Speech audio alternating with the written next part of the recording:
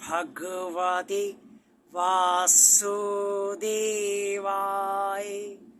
जय श्री हरि, जय श्री भगवान विष्णु जी, जय श्री भगवान कृष्ण जी। भगवान और आप चैनल के अत्यंत प्रिय भक्तों, आज के वीडियो में मैं आपको ये बताना चाहता हूँ भगवान श्री कृष्ण की असीम अनुकंपा से कि सुख आपको क्यों महसूस होता है और दुख आपको क्यों महसूस होता है, सुख आपको क्यों अच्छा लगता है और दुख आपको कष्ट क्यों देता है, और ये सुख और दुख कैसे उत्पन्न होते हैं, ये आज मैं आपको इस वीडियो में परम परमात्मा भगवान श्री कृष्ण के आशीर्वाद से ही बताना चाहता हूँ। श्रीमद् भगवद गीता के अध्याय 7 का श्लोक 27वें में कहा गया है, जो भगवान श्री कृष्ण ने कुरुक्षेत्र के मैदान में अर्जुन से कहा है, वही श्लोक में लिखा हुआ है। इच्छा द्वेष समुत्थेन द्वंद्व मोहेन भारत, सर्वभूतानि सम्मोहम सर्गे यान्ति परन्तप। भगवान श्री कृष्ण ने अर्जुन को इस श्लोक के माध्यम से समस्त मनुष्यों से स्पष्ट तौर पे कहा है कि हे भरतवंशी अर्जुन, संसार में इच्छा और द्वेष से उत्पन्न सुख दुख से द्वंद्व रूप मोह उत्पन्न होता है, और इस मोह के कारण ही सारे प्राणी अज्ञता को प्राप्त हो रहे हैं। अब सुख क्या है और सुख कैसे उत्पन्न होता है? सुख इच्छा से उत्पन्न होता है। और इच्छा कैसे उत्पन्न होती है? इच्छा राग से उत्पन्न होती है। जब किसी भी विषय से हम बंध जाते हैं तो हमारे भीतर इच्छा उत्पन्न होती है, और इच्छा जब उत्पन्न होती है और राग से बनी हुई इच्छा है तो उस इच्छा को हम संपूर्ण हर हाल में करना चाहते हैं। अगर वो इच्छा हमारी किसी कारणवश या कई कारणों से पूर्ण नहीं हो पा रही है तो हमें दुख होता रहता है और हम कष्ट उठाते रहते हैं, और जब वो इच्छा पूर्ण हो जाती है तो हमें सुख मिलता है।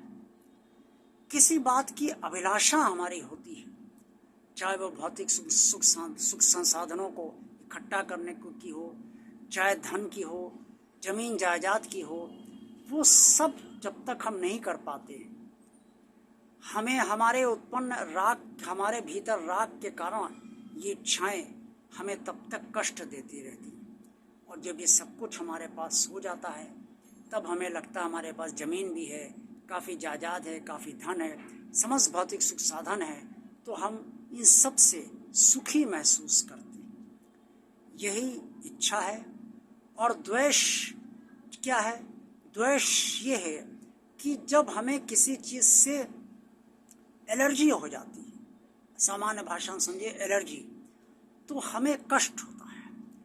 अब वो एलर्जी किसी से भी हो सकती है, किसी को देखकर हमें वैर भाव उत्पन्न होता हो, किसी की समृद्धि से हमें कष्ट होता हो, या किसी को हम नापसंद करते हो, किसी के विचारों से मतभेद हो और किसी से मनभेद हो जाए।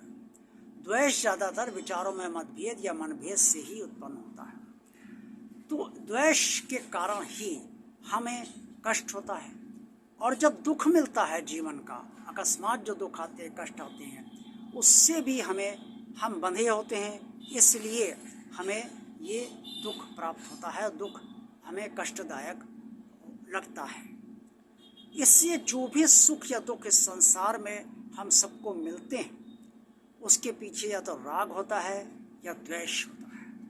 और जब तक हम राग और द्वेष से परे नहीं हट जाते हैं, परे नहीं हो जाते हैं, दूर अपने को नहीं कर लेते हैं, तब तक इन दोनों से मोह भी उत्पन्न होता है। हम द्वंद्व में फंसे रहते हैं सुख की कभी अंत हम नहीं चाहते। सुख है और सुख मिले और सुख मिले और ज़्यादा सुख मिले, कभी दुख ना आए, हम ये सोचते हैं। ये द्वंद्व में हम सुख का जो द्वंद्व है वो हमें नचाता रहता है, और इससे सुख से हमें मोह हो जाता है। ऐसे दुख से हम घबराने लगते हैं।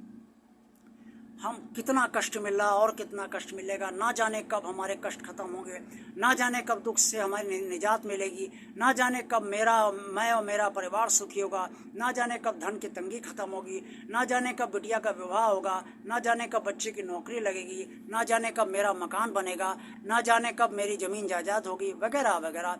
ये जितने भी क्लेश हैं ये सब दुख के कारण हैं। और ये सब एक तरीके से एलर्जी, जैसे मैंने कहा कि द्वेष ही है, उसके भी आधार पर ये उत्पन्न होता है। तो ये दुख हम सब भोगना नहीं चाहते, फिर भी भोगते हैं, इसके द्वंद में फंसते हैं। और ये भी मोह है कि बार बार हम सोचते हैं दुख जल्दी खत्म हो, लेकिन दुख खत्म नहीं होता है। इन सबसे सुख दुख का जो द्वंद होता है, इन सबसे मोह होता है। और मोह किस वजह से होता है? मोह से क्या प्राप्त होता है? मोह से अज्ञान प्राप्त होता है। जब मोह नष्ट होता है तो ज्ञान मिलता है, और या यूं कहें जब ज्ञान मिलता है तो मोह नष्ट होता है। इसलिए कभी भी ज़्यादा हमें सुख से बंधे रहना नहीं चाहिए, और कभी भी दुख से हमें बहुत ज़्यादा विचलित नहीं होना चाहिए।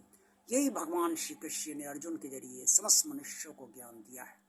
आज का वीडियो आपको पसंद आया है तो इसे लाइक कीजिए। भगवान और आप चैनल को जिन श्रद्धालु भक्तों ने अभी तक सब्सक्राइब नहीं किया वो इसे सब्सक्राइब भगवान का कार्य मानकर अवश्य कर दें। इस चैनल को ज़्यादा से ज़्यादा लोगों को शेयर कीजिए, और इस चैनल के और कमेंट्स बॉक्स में आप सब जो कुछ भी कहना चाहते हैं वो अवश्य कहिए। देखते रहिए भगवान आप चैनल, आप सबका कल्याण हो। ओम नमो भगवते वासुदेवाय। जय श्री हरि, जय श्री भगवान विष्णु जी, जय श्री भगवान कृष्ण जी।